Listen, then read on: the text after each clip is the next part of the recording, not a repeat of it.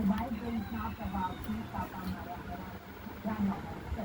શાળાના શિક્ષકોએ મામલો દબાવી દેવાનો પણ પ્રયાસ હાથ પર બ્લેડ મારતા બાળકોની કાઉન્સેલિંગ પણ કરાવી છે. સુરક્ષા અધિકારીઓ બાળકોને કાઉન્સેલિંગ કરે છે. નિશા તાલુકા શિક્ષણ અધિકારીની તપાસ હાથ ધરી છે. વિદ્યાર્થીઓએ એકબીજાને ચેલેન્જ આપી કાપા માર્યા હતા. ધોરણ 6 થી 8 અને 10-12 વિદ્યાર્થીઓ કે જેમના કાપા માર્યા કરી શકે તો હું કેમ ન કરી શકું એવી એકબીજાને ચેલેન્જ આપી હતી બાળકોએ અને એકબીજાના હાથ પર પોતપોતાના હાથ પર તેમને કાપા માર્યા છે.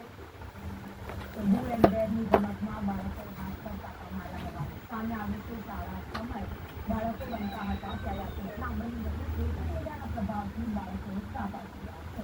જોકે આજકાલ સોશિયલ મીડિયાને સાથે જ ગેમ એ બાળકોના મગજ ઉપર એટલા હાવી થઈ રહ્યા છે કે બાળકો કંઈ પણ કરતા પહેલા વિચારતા નથી. વધુ એક ઘટના સામે આવી છે.